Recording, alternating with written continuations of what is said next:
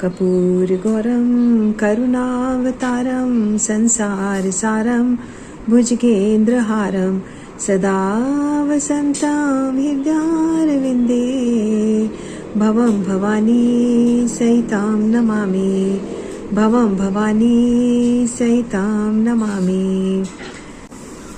जय गुरु जी के चरणों में कोटि कोटि नमन, अनंतम अनंतम शुक्राना। संगत जी, आप सबका गुरु जी कृपा सत्संग में बहुत बहुत स्वागत है।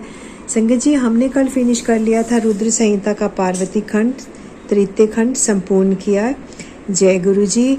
आज हम पढ़ेंगे चतुर्थ खंड यानी कि चौथा खंड, जिसे कहते हैं कुमार खंड। आइए गुरु जी हमसे क्या पढ़वाएंगे इसमें और कौन सा हमें आशीर्वाद देंगे, कौन सा हमें फल की प्राप्ति होगी, आइए देखते हैं। उससे पहले गुरु जी से आज्ञा ले लेते हैं। बड़े प्रेम से, बड़े भाव के साथ बोलेंगे, ओम नमः शिवाय, शिव जी सदा सहाय।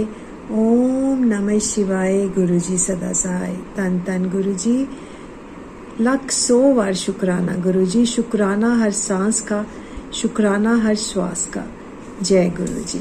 देवताओं द्वारा स्कंद का शिव पार्वती के पास लाया जाना, उनका लाड प्यार, देवों के मांगने पर शिव जी का उन्हें तारक वध के लिए स्वामी कार्तिक को देना, कुमार की अध्यक्षता में देव सेना का प्रस्थान, महिसागर संगम पर तारकासुर का आना और दोनों सेनाओं में मुखभेड़, वीरभद्र का तारक के साथ घोर संग्राम, पुनः श्री हरि और तारक में भयानक युद्ध।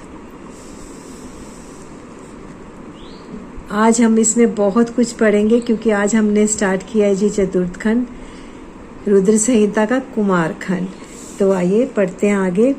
वंदना करने से जिनका मन प्रसन्न हो जाता है, जिन्हें प्रेम अत्यंत प्यारा है, जो प्रेम प्रदान करने वाले, पूर्णानंद में भक्तों की अभिलाषा पूर्ण करने वाले, संपूर्ण ऐश्वर्यों के एकमात्र आवास स्थान और कल्याण स्वरूप है, सत्य जिनका श्री विग्रह है, जो सत्य में है, जिनका ऐश्वर्य त्रिकाला बाधित है, जो सत्य प्रिय एवं सत्य प्रदाता है, ब्रह्मा और विष्णु जिनकी स्तुति करते हैं, स्वेच्छा अनुसार शरीर धारण करने वाले उन भगवान शंकर की मैं वंदना करती हूँ।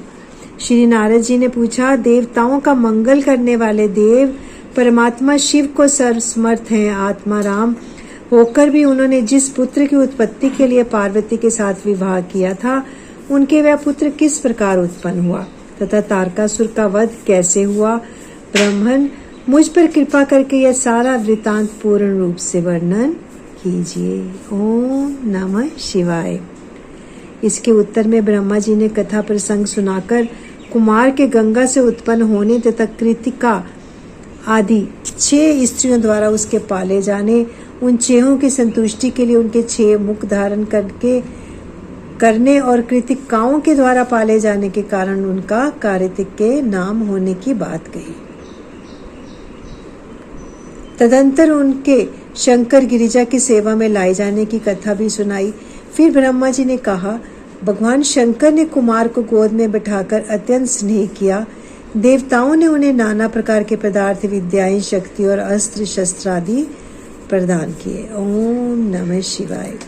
पार्वती के हृदय में प्रेम समाता नहीं था। उन्होंने हर्षपूर्वक मुस्कुराकर कुमार को परमोत्तम ऐश्वर्य प्रदान किया, साथ ही चिरंजीवी भी बना दिया। लक्ष्मी ने दिव्य संपत्ति तथा एक विशाल एवं मनोहर हार अर्पित किया। सावित्री ने प्रसन्न होकर सारी सिद्ध विद्याएं प्रदान की। ओम नमः शिवाय। मुनि श्रेष्ठ, इस प्रकार महाउत्सव मनाया गया। सभी के मन प्रसन्न थे। विशेषतः शिव और पार्वती के आनंद का पार नहीं था।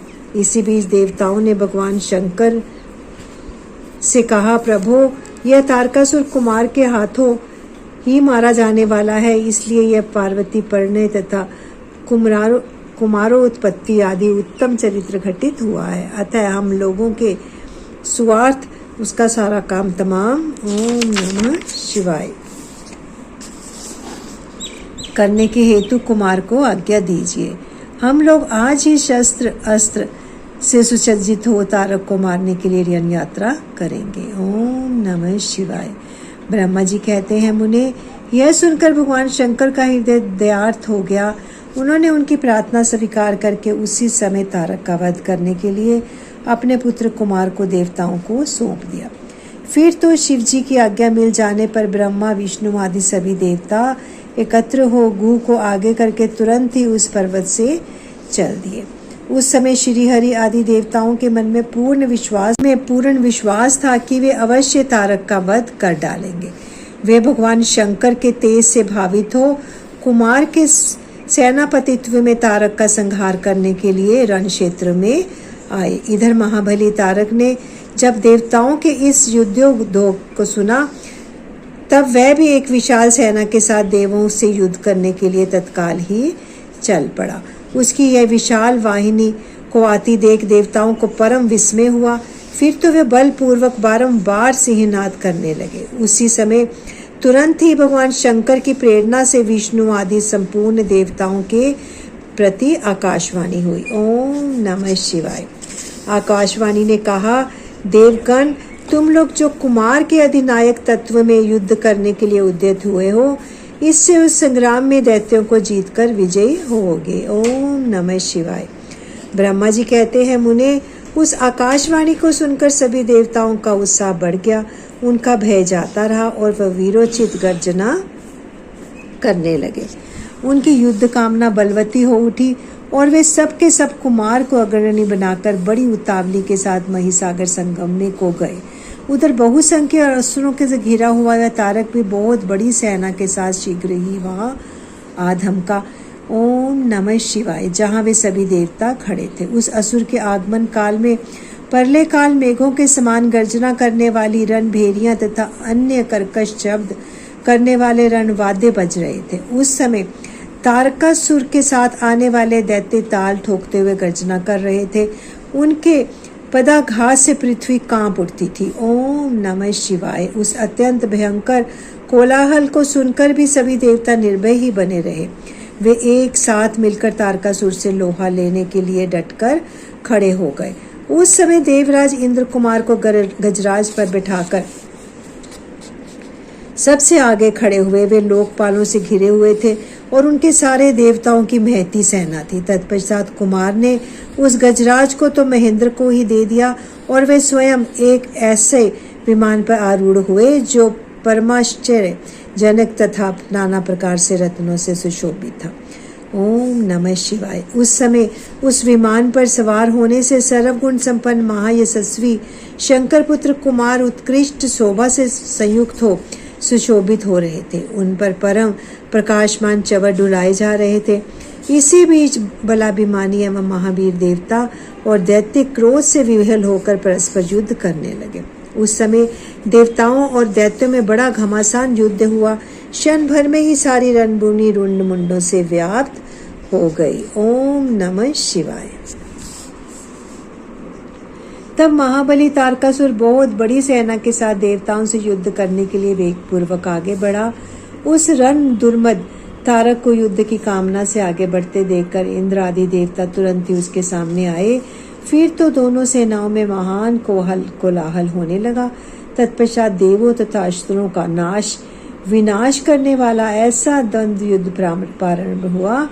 प्रारंभ हुआ जिसे देखकर वीर लोग हर्षोत्फल हो गए और कायरों के मन में भय समा गया। ओम नमः शिवाय। इसी समय वीरभद्र कुपित हो महाबली प्रथम गणों के साथ वीराभिमानी तारक के समीप आ पहुंचे। वे बलवान गणनायक भगवान शिव के कोप से उत्पन्न हुए थे। अतः समस्त देवताओं को पीछे करके युद्ध की अभिलाषा से तारक के सम्मुख डट गए। उस समय प्रथम गणों तथा सारे असुरों के मन में परमो उल्लास था। अतः वे उस महा समर में परस्पर गुत्थम गुत्था हो जूझने लगे। तदंतर वीरभद्र से तारक का भयानक युद्ध हुआ। इसी बीच असुरों की सेना रण से विमुख होकर भाग चली। इस प्रकार अपनी सेना को तितर बितर हुई देखकर उसका नायक तारकासुर क्रोध में भर गया और 10,000 भुजाएं धारण करके सिंह पर सवार हो देवगणों को मार डालने के लिए वीरपूर्वक उनकी ओर झपटा। ओम नमः शिवाय। वह युद्ध के मुहाने पर देवों तथा प्रथम गणों को मार मार कर गिराने लगा। तब प्रथम गणों के नेता महाबली वीरभद्र उसके इस कर्म को देखकर उसका वध करने के लिए अत्यंत कुपित हो उठे। फिर तो उन्होंने भगवान शिव के चरण कमल का ध्यान करके एक ऐसा श्रेष्ठ त्रिशूल हाथ में लिया जिसके तेज से सारी दिशाएं और आकाश प्रकाशित हो उठे। इसी अवसर पर महान कौतुक प्रदर्शन करने वाले स्वामी कार्तिक ने तुरंत ही वीर बाहु द्वारा कहलाकर उस युद्ध को रोक दिया। तब स्वामी की आज्ञा से वीरभद्र उस युद्ध से हट गए। यह देखकर असुर सेनापति महावीर तारक कुपित हो उठा। वह युद्ध कौशल तथा नाना प्रकार के अस्त्रों का जानकार था, अतः देवताओं को ललकार ललकार कर उन पर बाणों की वृष्टि करने लगा। उस समय बलवानों में श्रेष्ठ असुरराज तारक ने ऐसा महान कर्म किया कि सारे देवता मिलकर भी उसका सामना ना कर सके। उन भयभीत देवताओं को यूं पिटते हुए देखकर भगवान अच्युत को क्रोध हो आया और वे शीघ्र ही युद्ध करने के लिए तैयार हो गए। उन भगवान श्री हरि ने अपने आयुध सुदर्शन चक्र और शांत धनुष को लेकर युद्ध स्थल में महादैत्य तारक पर आक्रमण किया। ओम नमः शिवाय। और तारकासुर में अत्यंत भयंकर एवं रोमांचकारी महायुद्ध छिड़ गया। इसी बीच अच्युत ने कुपित हो महान सिंहनाद किया और धधकती हुई ज्वालाओं के से प्रकाश वाले अपने चक्र को उठाया। फिर तो श्री हरि ने उसी चक्र से दैत्यराज तारक का प्रहार किया।